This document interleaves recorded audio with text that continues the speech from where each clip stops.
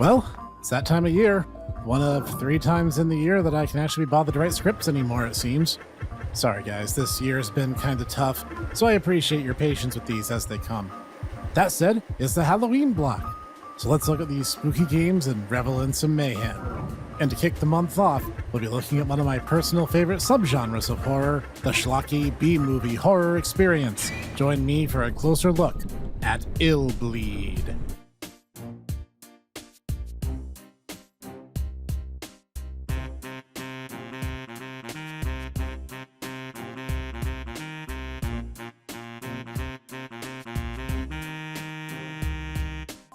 Greetings everyone, this is the Hipster Snack, and today we'll be looking at the 2001 Dreamcast exclusive ILLBLEED. Developed by Crazy Games, or Climax Graphics, it's the same dev team that made Blue Stinger. ILLBLEED is a game focused on the horror theme park of the same name. The game opens with a bit of a self-introduction by its main character, Eriko Christie, as she explains that her father was a neglectful parent but a horror buff par excellence. While he's not a part of her life anymore, as she grew up with her mother, Eriko boasts of being a pretty brave kid who knew how to dodge traps purely out of necessity from a very early age. This is what we in the business call foreshadowing. Anyway, after her speech, she meets up with her 3 best friends, Kevin Kurtzman, Randy Fairbanks, and Michelle Waters, who reveal they'd all receive personalized invitations to the ILLBLEED park. Eriko claims she's not interested in going, but the founder's $100 million reward for anyone who can clear the attractions is more than enough to incentivize her 3 friends, who very awkwardly walk off to test their mettle. No, seriously, those walk animations though. 3 days later, and not a word from her friends, Eriko decides to brave ILLBLEED for herself, and thus the game begins. To start with, given this was a late-era Dreamcast title, the game looks pretty good. While a little bit blocky, the overall presentation definitely works. The characters are charming, the monsters are monstrous, and the animations are very fast-paced. But this was an era when most characters had just the one facial texture and everything was a bit stiff and fish-eyed, but I would argue it still works nonetheless. I don't know, I just have a fondness for this era and the technical conventions of its time. Speaking of things that were very much of the era, the voice cast has this ever so slightly off delivery that was very ubiquitous in the late 90s and early aughts.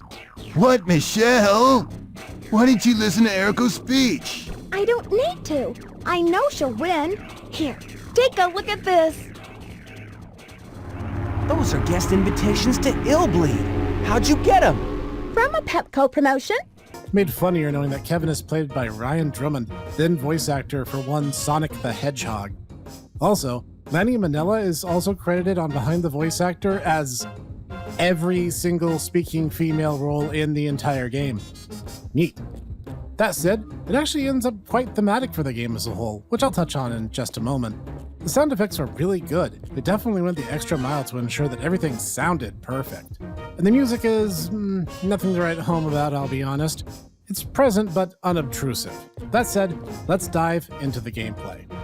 Let me just start this section by disabusing you of some notions that you might have been holding up until now. To begin with, this isn't really a horror game, at least not in the strictest sense. It's more like a dark comedy, an homage to the B-movie cheese of yesteryear, with a plotline not deviating too far from the guidelines of several teens go to bad place and monsters chase and or dismember them kind of plotline. ILLBLEED is also not a particularly good game. In fact, when you first play the game without benefit of any foreknowledge, a guide, or instruction booklet, you will likely enter the hub world, go to the first stage, home run of death, then immediately fall prey to traps, and the questionable level design, and die before you have the opportunity to so much as get your bearings straight. That's because ILLBLEED, while technically a survival horror game, does not handle like a traditional survival horror game. Which is to say, the threat doesn't come from enemies hounding you or puzzles that you'll need to solve, but rather the level is laid out with randomized traps. In fact, the very first trap you encounter in the game cannot be avoided, but it also doesn't actually appear to do any damage either. It seems to exist purely to tip off the player that traps are going to be a thing in this game, and you need to be ready for them. At the top of your screen at all times is a panel consisting of 4 parts: sight, smell, hearing, and sixth sense. If sight, smell, and hearing are pulsing, that means your character is near a trap and trying to alert you to its presence. So, how do you deal with traps? You need to find the horror monitor item, which is located in each stage, somewhere around the start of each. How do you do that? Well, the Sixth Sense icon lights up when you're near an item. See, items in ILLBLEED are invisible. You simply either need to guess or already know their location. While traps are randomly placed in each playthrough, the items are not. What you're supposed to do here is not go into the house, but go around to the side where the tree is and randomly search it in order to get the horror monitor. How are you supposed to know this? Screw you by the player's guide, that's how. Anyway, once you have this, you can start properly learning the game's basic mechanics. There are 4 things you need to balance in order to progress, which are adrenaline, stamina, bleeding, and heart rate, and all of those except for one will kill you in some way. Stamina is just your health. If you get hit by a trap or a monster, you lose some. It's that simple. When stamina's low, you'll also end up moving slower, which is bad because that probably means you're going to get hit again because you can't dodge in that condition. In fact, you don't really dodge at all, you just awkwardly shuffle out of danger's way. Which is doubly bad because almost every damaging thing that hurts your health can make you bleed, which is a red gauge that only appears while the bleeding is affecting you. Bleeding will just cause you to drain health if you run, and if the bleeding is severe enough, meaning you can just die by bleeding as it drips out the last of your health bar. But it can also kill you via blood loss if the bleeding bar fills up too. Staying still in a safe spot, walking very slowly, or using certain items cause this to staunch. Your heart rate is how afraid your character is, and at around 200 beats per minute, your character runs the risk of fainting, leaving them at the mercy of anything nearby, or waste your time in general. At around 250 beats per minute, your character just drops dead from shock death.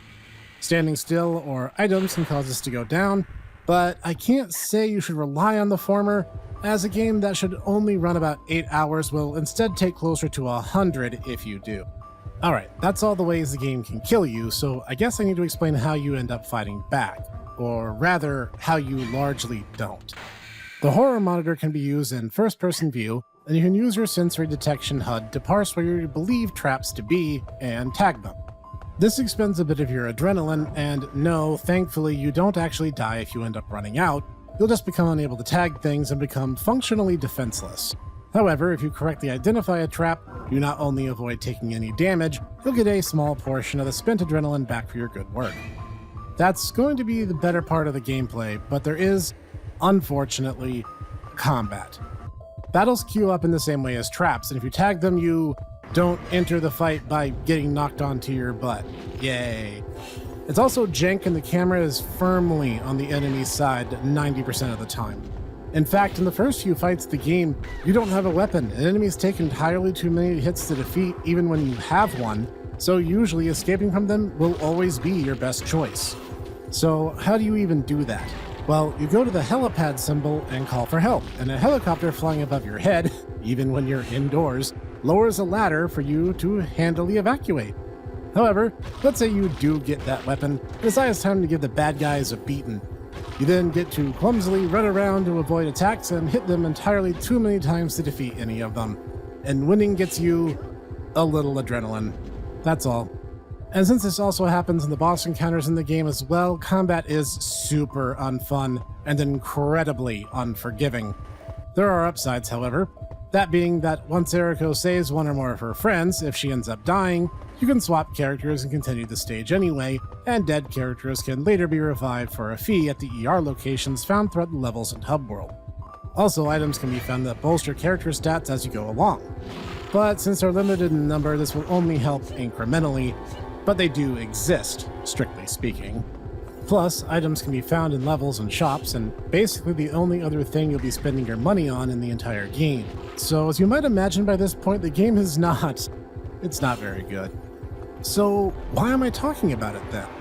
Because here's the thing, it's fun. ILLBLEED is by no means a good game, but it is a fun game. It's goofy, it's campy, it's cheesy, it's brutal, it's merciless, and frankly, I don't think it would be as amazing any other way. The bosses are silly and over the top. The levels, while maybe a bit overly long and a touch repetitive, are quirky, It would make actual fantastic B-movie plotlines just as much as the material they're paying tribute to. So despite the fact that I wish combat wasn't in the game, I still find myself enthralled by everything found in the game's content. It strikes me as such a labor of love. I get a strong, we didn't have a whole lot in the way of a budget here, and the game debuted after the Dreamcast ceased being supported. And despite all that, it seems like a lot of heart and charm was found in this title despite all that. It's not a masterpiece, no, and it's probably in no hurry to get ported or remastered, but what it is a game that is perfect for watching someone else play it for you. No, seriously, there are some great Let's Plays on YouTube of this game, and I highly recommend them. Just don't play it for yourselves. Nowadays, the devs won't see any money from it anyway, and really, it's just not that good. But you owe it to yourself to check it out secondhand anyway, because it's fun, just like the darkly hilarious B films that inspired it. Okay, this isn't really the most sterling recommendation after spending a very long paragraph riffing on it all, but come on. How many times in your life are you going to see a ghost of a dead farmer speaking to the ghost of his dead worm saying, "Let's go back to hell"? Not many, I'd wager. And that was ILLBLEED, a campy, schlocky, 9-car pile-up mess of a game that I can't help but appreciate. What did you think? Did you know of this game? Maybe you owned it. Let me know in the comments, I'm dying to know. That said, tap the like button and subscribe if you want to see more like this each week. And join us here weekly for reviews, Let's Plays, and the Tomodachi Bros podcast, and more. And I will see you there.